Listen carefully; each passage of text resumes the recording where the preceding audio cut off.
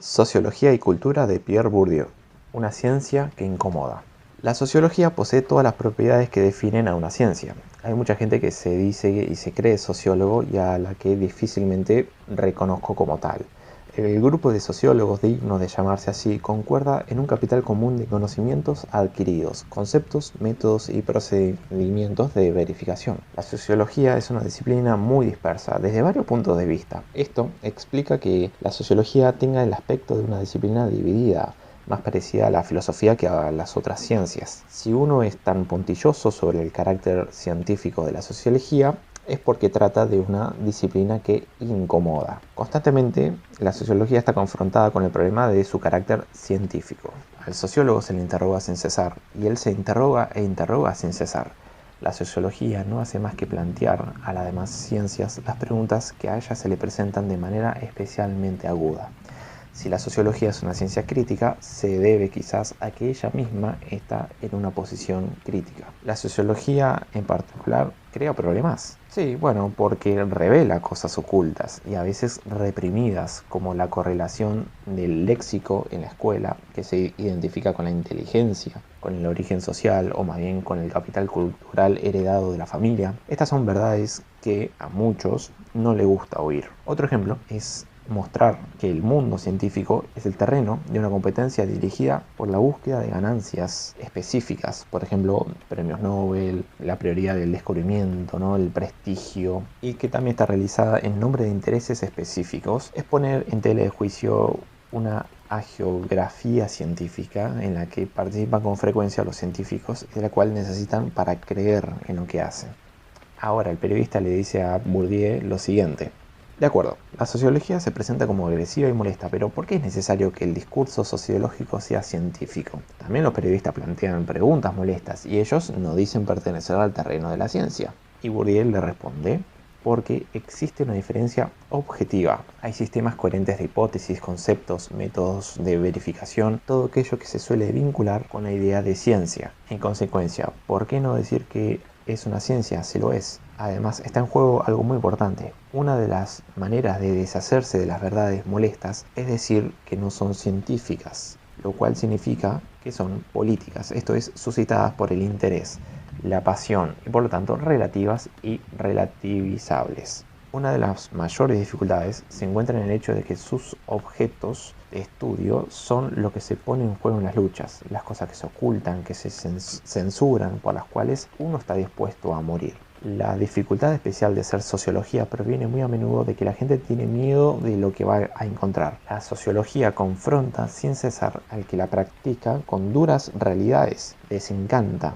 Desde este punto de vista se sitúa precisamente en el extremo opuesto de las llamadas ciencias puras, como el arte, la música, refugios donde uno se retira para olvidarse del mundo, universos depurados de todo lo que crea problemas. Ello explica que las mentes formales o formalistas hagan por lo general una sociología muy pobre. Ahora el entrevistador le pregunta a Bourdieu: ¿puede el sociólogo permanecer al margen de la contienda en una posición de observador imparcial? Y Bourdieu le responde: la particularidad del sociólogo es tener como objeto los campos de lucha, no solo el de la lucha de clases, sino también el campo mismo de las luchas científicas. El sociólogo ocupa una posición en estas luchas, primero como poseedor de un determinado capital económico y cultural en el campo de las clases, después como un investigador dotado de un determinado capital específico en el campo de la producción cultural y en el subcampo de la sociología. Esto lo debe tener siempre presente para tratar de dominar todo aquello que en su práctica lo que ve y no ve, lo que hace o no hace, por ejemplo, los objetos que decide estudiar, proviene de su posición social. Por ello, la sociología de la sociología no es para mí una especialidad entre otras, sino una de las condiciones primarias de una sociología científica. Me parece que una de las principales causas de error en la sociología reside en la relación no controlada con el objeto, o, para ser más exactos, reside en el desconocimiento de todo aquello que en la visualización del objeto proviene del punto de vista, es decir, de la posición que se ocupa en el espacio social y en el campo científico. Las posibilidades de contribuir a la producción de la verdad dependen de dos factores principales, que están ligados a la posición que uno ocupa: el interés que se tiene en saber y hacer saber la verdad, por el contrario de ocultarla y ocultarse a sí mismo, y por el otro lado, la capacidad de producirla. O sea, el interés que se tiene en saber y hacer saber la verdad y la capacidad de producirla. Conocemos el dicho de Bachelard: no hay más ciencia que la de lo oculto. El sociólogo está tanto mejor armado para descubrir lo oculto, cuanto mejor armado esté científicamente, cuanto mejor utilice el capital de conceptos, métodos y técnicas que han acumulado sus predecesores, por ejemplo Marx, Durkheim, Weber y muchos otros, y cuanto más crítico sea, cuanto más subversiva sea la intención consciente o inconsciente que lo anima, y más interés tenga por revelar lo que está censurado, reprimido en el mundo social. Cuando el sociólogo logra producir algo de verdad, por poca que sea, no lo hace a pesar de tener interés por producirla, sino porque le interesa.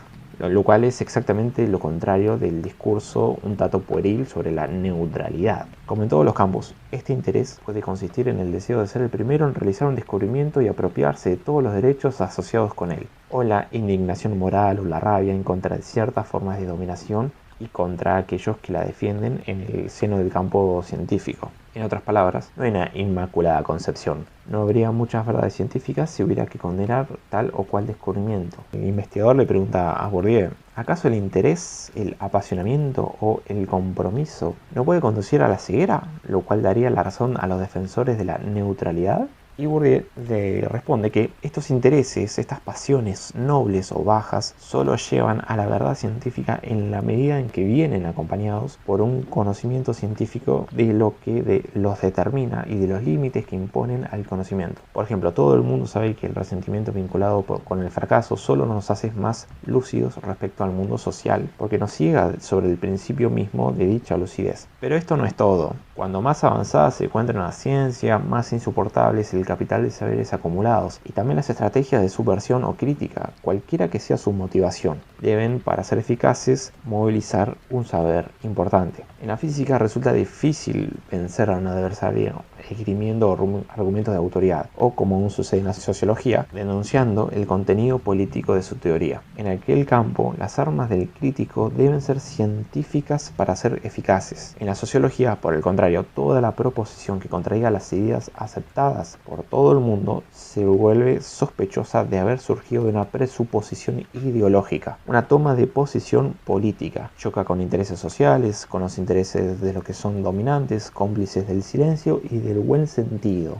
El buen sentido se refiere a que indica lo que es, debe ser y no puede ser de otra forma. Con los intereses de los portavoces, de los altoparlantes, que necesitan ideas simples, simplistas, slogans. Por ello, se le exigen 1000 veces más pruebas que a los portavoces del buen sentido. Y cada descubrimiento de la ciencia pone en marcha todo un trabajo de crítica retrógrada, que cuenta con todo el orden social, créditos, puestos de honores y por ende la creencia, y cuyo objetivo es volver a cubrir lo que se había descubierto. Ahora el interrogador le pregunta a Bourdieu: ¿cómo es posible conseguir que haya una ciencia única detrás de tanta diversidad? Y él le responde: en varios casos, solo es posible hacer avanzar la ciencia con la condición de comunicar teorías opuestas, que en muchas ocasiones se ha constituido unas contra otras. No se trata de realizar esas falsas síntesis eclécticas que han causado tantos estragos en la sociología. La mayoría de las veces, el obstáculo que impide que se comuniquen los conceptos, los métodos o técnicas no es lógico, sino sociológico. Aquellos que se han identificado con Marx o con Weber no pueden apoderarse de lo que les parece su negación, sin tener la impresión de que se están negando a sí mismos o desdiciéndose. No podemos olvidar que para muchos, decirse marxista no es más ni menos que un acto de fe o un emblema totémico. Esto es igualmente válido en lo que se refiere a las relaciones entre teóricos y empiristas, entre defensores de la investigación llamada fundamental y de la llamada aplicada. Por ello mismo, la sociología de la ciencia puede tener un efecto científico. Y ahora el investigador pregunta: ¿debemos suponer que una sociología conservadora está condenada a ser siempre superficial? Y Bourdieu le responde: los dominantes siempre ven con malos ojos al sociólogo o al intelectual que hace las veces de sociólogo, cuando esta disciplina no está aún constituida o no puede funcionar. Se han hecho cómplices del silencio porque no encuentran nada que criticar al mundo que ellos dominan y que por eso mismo les parece evidente, natural. Es otra manera de decir que el tipo de ciencia social que uno puede hacer depende de la relación que se tiene con el mundo social y por ende de la posición que se ocupa en dicho mundo. Esta relación con el mundo se traduce en la función que el investigador asigna consciente o inconscientemente a su práctica y que dirige sus estrategias de investigación, los objetos que elige, los métodos que emplea. Uno puede elegir como objetivo la comprensión del mundo social, en el sentido de comprender por comprender. Por el contrario, uno puede buscar técnicas que permitan manipularlo, con lo cual pone la sociología al servicio de la gestión del orden establecido.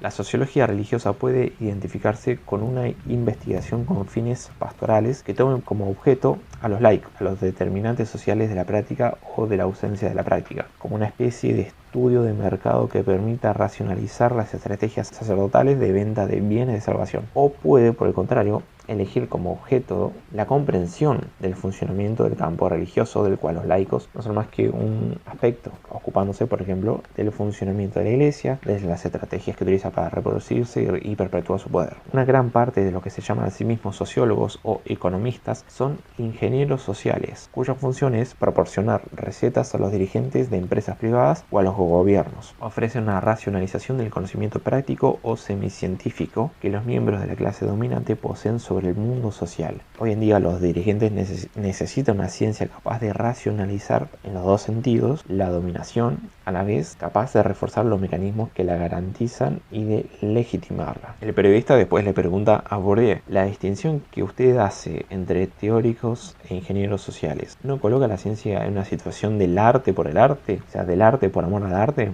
Y Bourdieu le responde: de ninguna manera. O sea, cada vez son más los que se preguntan ¿para qué sirve? Las posibilidades que tiene la sociología de desilusionar o de contrariar al poder son tanto mayores cuanto mejor cumplen su función propiamente científica. Esta función no es la de servir para algo, para alguien. Pedir que la sociología sirva para algo es siempre una forma de pedirle que esté al servicio del poder. Su función científica es comprender al mundo social, empezando por el poder. Es una operación que no es socialmente neutra y que cumple indudablemente una función social.